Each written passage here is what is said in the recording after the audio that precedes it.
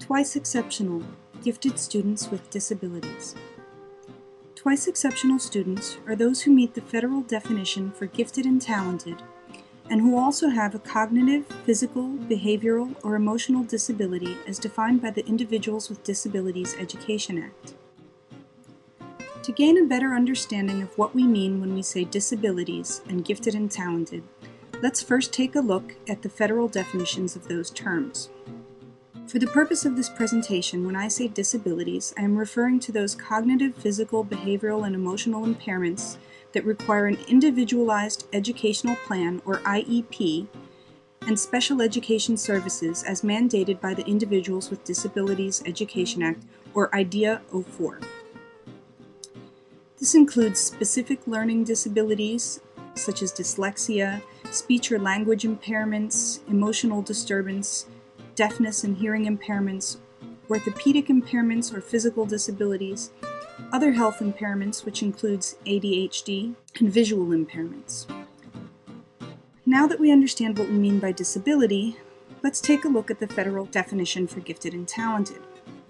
The current federal definition can be found in the Elementary and Secondary Education Act, or the No Child Left Behind Act of 2001. In this act, gifted and talented is defined as students, children, or youth who give evidence of high achievement capability in areas such as intellectual, creative, artistic, or leadership capacity, or in specific academic fields, and who need services and activities not ordinarily provided by the school in order to fully develop those capabilities. It is important to remember that states are not required to use the federal definition or to provide special services for gifted and talented students unless state law requires it. The federal government does not mandate special services for gifted and talented students. Unfortunately, many gifted students do not reach their full potential because their educational programs did not meet their needs. Researchers asked elementary, middle, and high school gifted students who were attending general ed classes how they felt about their educational experience, and found that they had the following 5 complaints. The curriculum is not challenging, the instructional pace is too slow, too much information already learned is repeated, they have few opportunities to study personal interests or to study subjects in more depth, and the emphasis of instruction is on memorization rather than thinking skills. As a result, an estimated 15 to 25% of gifted students do not finish school. This is a shocking statistic. These numbers clearly indicate the need for differentiated instruction to keep gifted students motivated so that they can learn at a pace that is comfortable for them and reach their full potential. While students with physical disabilities are usually easier to identify, students with learning disabilities are often not so visible. Additionally, giftedness is not always simple to recognize either, especially when it is hidden behind a disability. So twice exceptional students are often mislabeled or unrecognized. Dawn Beckley of the University of Connecticut distinguishes between 3 types of twice exceptional students who have not been identified. The first group are those students who have been identified as gifted only, but their learning disabilities have not been recognized. These students are still struggling in school, and their academic achievement does not meet the expectation for a gifted student. The performance difficulties resulting from their disability are improperly attributed to poor self-concept, lack of motivation, or laziness. The second group of students who have not been identified are those who have been identified as learning disabled only. These students have an IEP for a learning disability, but their exceptional gifts are not recognized or properly addressed. These students are defined by what they cannot do instead of what they can do. The third type of student who has not been identified are those who have not been identified as being either gifted or learning disabled. These students are in the general education classrooms and are considered to be of average ability and not qualified for gifted or special education services. These students' gifts help them compensate for their learning disabilities, and the 2 exceptionalities mask each other or cancel each other out. There are also a number of myths about gifted students that present additional obstacles to identification and to providing proper services for these students. The first myth is that gifted students are good at everything. Gifted students may excel at art or math, but struggle with reading or writing. A gifted student does not need to be gifted in all subject areas in order to require special services to fully develop their talents. The second myth is that gifted children are always mature, self-directed, and well-behaved. Twice exceptional students may exhibit the same characteristics as their learning disabled peers without giftedness. They may be frustrated with their disability and act out or be disruptive in class. The third myth is that gifted children don't need any extra help, that they're smart enough to figure things out by themselves. Gifted children still need guidance and help in order to flourish in school even without disabilities, but this is especially true of twice exceptional students who may have a very low self-concept as a result of their disability and mistakenly label themselves as stupid. So how do we recognize twice exceptional students? Because there's such a wide range of different types of disabilities and an equally wide range of types of giftedness, assembling a list of common characteristics of the twice exceptional child is extremely difficult. However, there are some traits that are more common among twice exceptional students that can help in the identification process.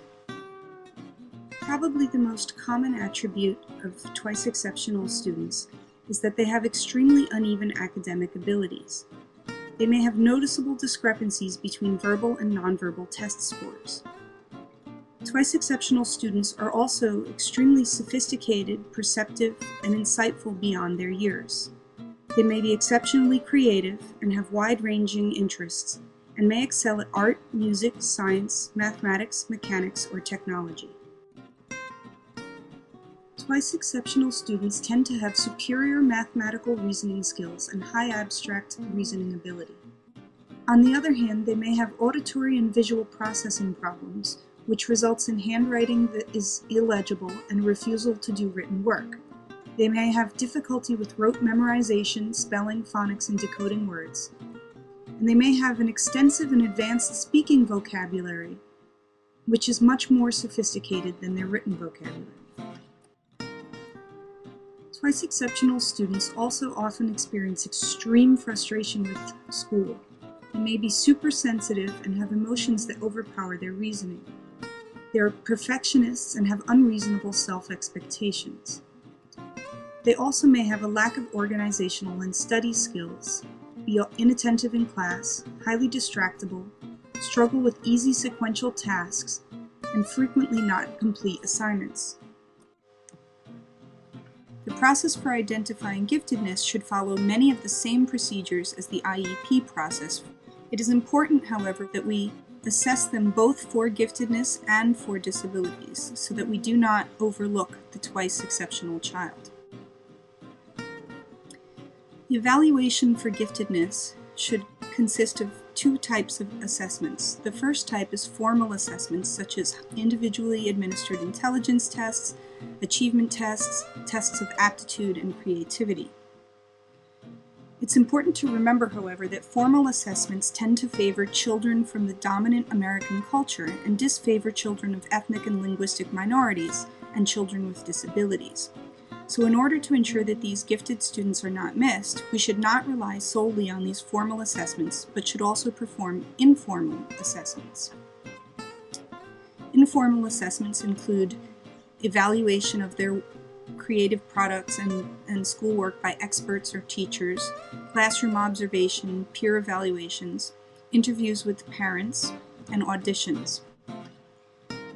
Once a student is identified as twice exceptional, there are a number of ways the teachers can address both of the students' exceptionalities to provide an appropriate education. Differentiated instruction is critical with the twice exceptional child. The challenge for educators is to differentiate instruction to address both their gifts and their disabilities. Twice exceptional students need all the special instruction, adaptations, and accommodations provided to students with special needs as mandated in their IEPs, but also require additional more challenging instruction in the areas of their gifts. Some of the ways in which we can do this are: first, to identify these students early so that their problems in school are not compounded by time. We should also focus on their gifts rather than their disabilities. allow alternative methods of presentation or communication, provide technological supports or assistive technology, and teach them about their disability so that they understand that they are not stupid and can build a better self-concept.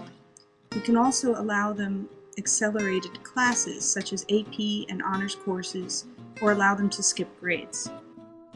Educators should provide a stimulating, intellectually challenging learning environment for the twice exceptional child. Use different methods of delivery of instruction, focus on experiential rather than instructional learning, teach meta skills, time management, and self-management. Tutoring and mentoring are also extremely helpful. There are many famous and successful people who are or were twice exceptional. Award-winning actor Tom Cruise is dyslexic and struggled with school. Actor Henry Winkler, who played the Fonz in the 70s TV show Happy Days, didn't know he was dyslexic until he was an adult and worked on a documentary about dyslexia. Comedian and late-night talk show host Jay Leno is mildly dyslexic. And award-winning actress and comedian Whoopi Goldberg is also dyslexic. Award-winning actor and comedian Robin Williams is dyslexic and often called the poster child for ADD.